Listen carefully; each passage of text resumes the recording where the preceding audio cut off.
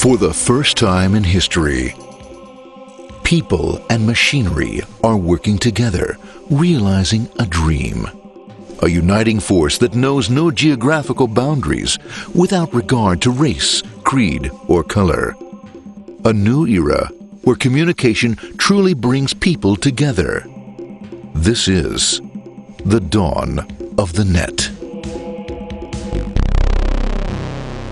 Want to know how it works? Click here to begin your journey into the net. Now, exactly what happened when you clicked on that link? You started a flow of information. This information travels down into your own personal mailroom, where Mr. IP packages it, labels it, and sends it on its way. Each packet is limited in its size. The mailroom must decide how to divide the information and how to package it.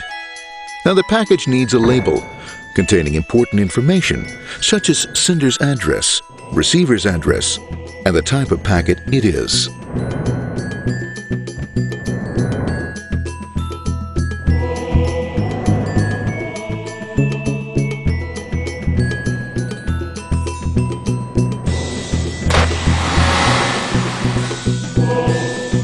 Because this particular packet is going out onto the internet, it also gets an address for the proxy server, which has a special function, as we'll see later. The packet is now launched onto your local area network, or LAN. This network is used to connect all the local computers, routers, printers, etc. for information exchange within the physical walls of the building. The LAN is a pretty uncontrolled place, and unfortunately, accidents can happen.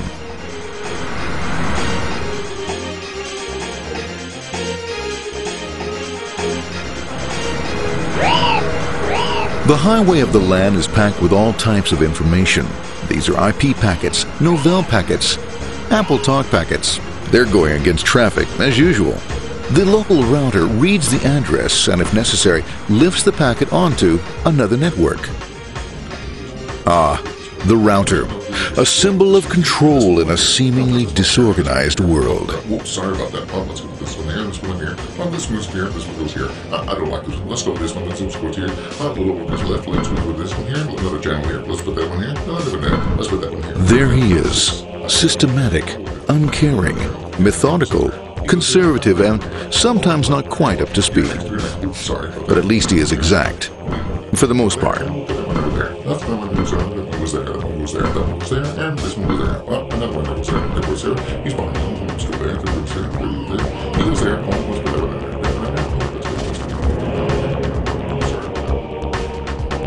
there. As the packets leave the router, they make their way into the corporate intranet and head for the router switch.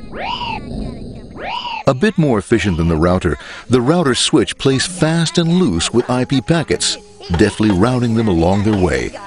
A digital pinball wizard, if you will. Here we go. Here comes another one. And it's another one. Watch this, Mom. Here goes. Whoop, we're on the back. Hey, in there, in there, in there. Over the left, over the right, over the left, over the right. You got it. Here it comes. Right on. He shoots. He scores. It's going. Hey, Wayne, here, watch out. Here comes another one. Oh, here we go. And it's gone.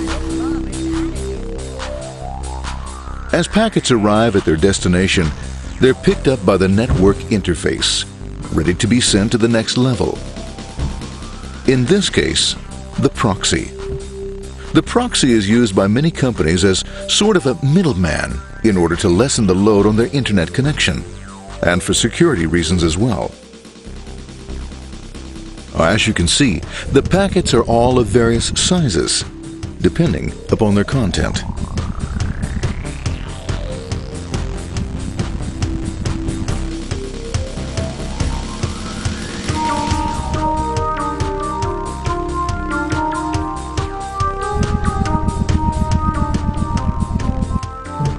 The proxy opens the packet and looks for the web address, or URL. Depending upon whether the address is acceptable, the packet is sent on to the internet.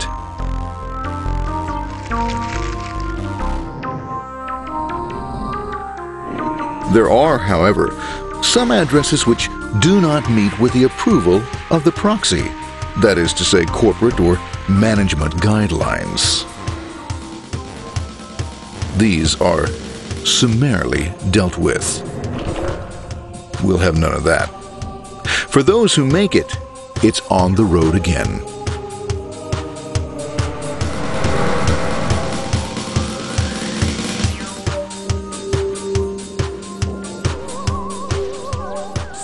Next up, the firewall. The corporate firewall serves two purposes. It prevents some rather nasty things from the internet from coming into the intranet, and it can also prevent sensitive corporate information from being sent out onto the internet. Once through the firewall, a router picks up the packet and places it onto a much narrower road, or bandwidth, as we say. Obviously, the road is not broad enough to take them all. Now you might wonder what happens to all those packets which don't make it along the way.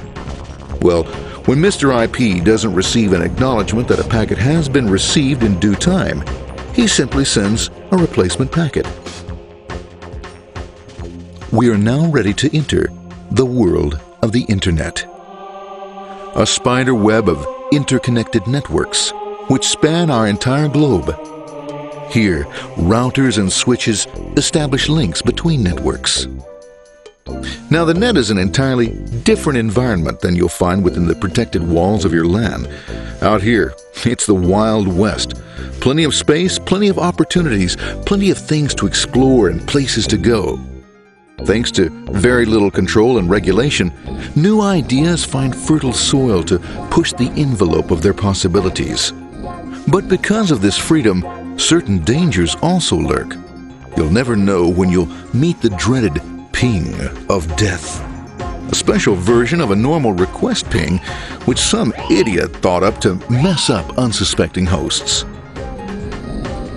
The paths our packets take may be via satellite, telephone lines, wireless, or even transoceanic cable. They don't always take the fastest or shortest routes possible, but they will get there. Eventually. Maybe that's why it's sometimes called the worldwide wait. But when everything is working smoothly, you can circumvent the globe 5 times over at the drop of a hat. Literally. And all for the cost of a local call or less. Near the end of our destination, we'll find another firewall. Depending upon your perspective as a data packet, the firewall could be a bastion of security or a dreaded adversary. It all depends on which side you're on and what your intentions are. The firewall is designed to let in only those packets that meet its criteria. This firewall is operating on ports 80 and 25. All attempts to enter through other ports are closed for business.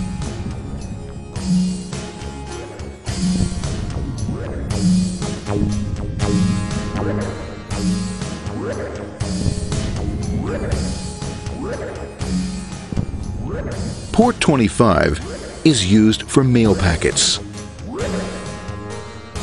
while Port 80 is the entrance for packets from the Internet to the web server. Inside the firewall, packets are screened more thoroughly.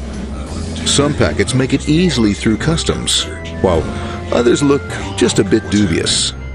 Now, the firewall officer is not easily fooled, such as when this ping of death packet tries to disguise itself as a normal ping packet. It's okay, Gorm. It's okay. No problem.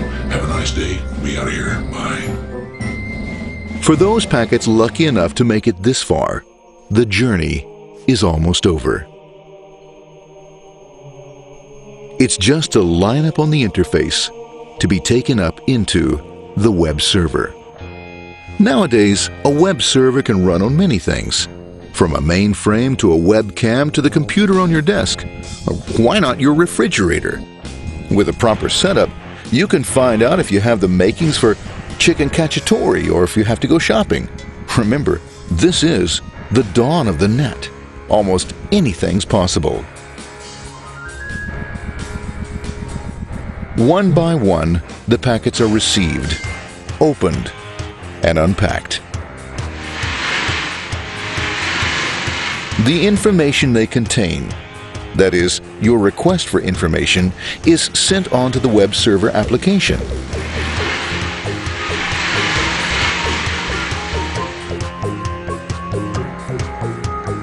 The packet itself is recycled, ready to be used again, and filled with your requested information.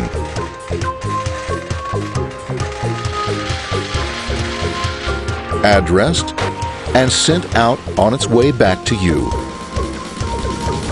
Back past the firewall, routers, and on through to the internet. Back through your corporate firewall.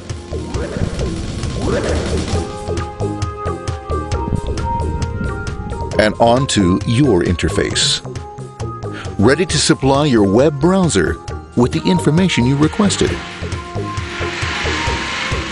That is, this film.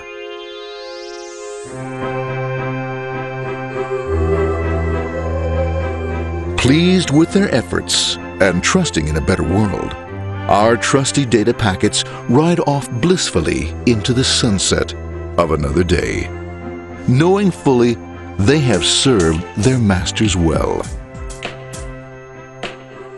Now, isn't that a happy ending?